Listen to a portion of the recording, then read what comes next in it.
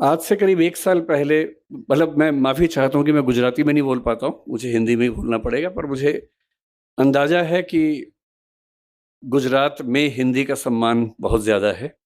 इस गुजरात से ही महात्मा गांधी ने हिंदी का आंदोलन शुरू किया। इसी गुजरात से दयानंद सरस्वती ने हिंदी भाषा में सत्याग्रह प्रकाश लिखा। तो मैं हिंदी का विद्यार्थी हूँ और मुझे इस बात का ठीक से अनुमान है कि हिंदी का सम्मान हिंदी क्षेत्र के अलावा जहाँ सबसे ज़्यादा है, वो गुजरात ही है। तो मुझे ईर्ष्या होती है कि आपको गुजराती और हिंदी दोनों आती हैं, मुझे सिर्फ हिंदी आती है। तो ये हीनता की बात है, दुःख की बात है।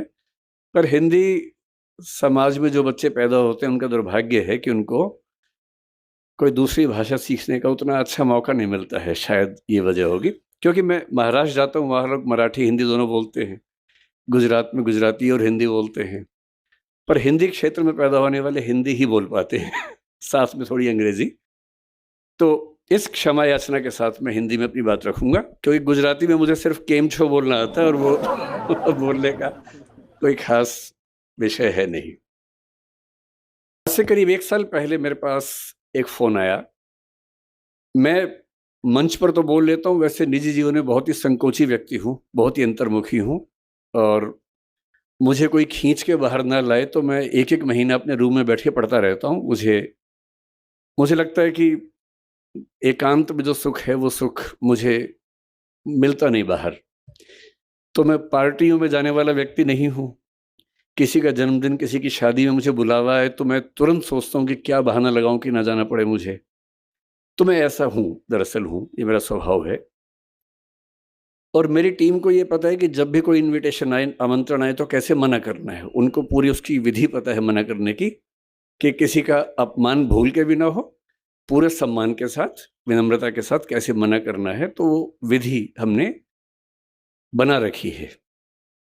तो 1 साल पहले एक फ़ोन आया हमारे साथी के पास और उन्होंने मुझे कहा कि गंगाराम अस्पताल के एक बहुत सीनियर डॉक्टर हैं, वो मिलना चाह रहे हैं, डॉक्टर सुरेश सिंघवी। मैं ईमानदारी से बता रहा हूँ कि जैसे ही मुझे पता लगा गंगाराम के वरिष्ठ डॉक्टर हैं, तो मेरे मन में एक लालच का भाव पैदा हुआ।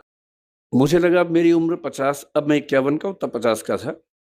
मुझे लगा कुछ साल के बाद ज़रूरत पड़ेगी गंगाराम की मुझे। तो अगर गंगाराम में एक आध सीनियर डॉक्टर से परिचय हो जाएगा, तो ठीक ही रहेगा। जब नौबत आएगी तो सीधे एंट्री मिल जाएगी, एडमिशन सीधे मिल जाएगा। तो मैंने कहा ऐसा है तो मिल लेते हैं। तो मुझे लगा कि मैं जाके मिलूँगा, लेकिन डॉक्टर साहब इतने विनम्र हैं कि वो मिलने आए मुझसे। तो मैं स्पष्ट रूप से कह रहा हूँ, मेरे मन में एक ही लालच था कि वो आएँगे और मैं इतनी नेटवर्किंग कर लूँगा कि बुढ़ापे में दिक्कत आए तो मेरा इलाज ठीक से हो जाए।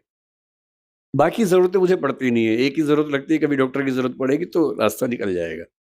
ख़ैर वो आए और जो मैंने सोचा था चीज़ उससे एकदम अलग थी।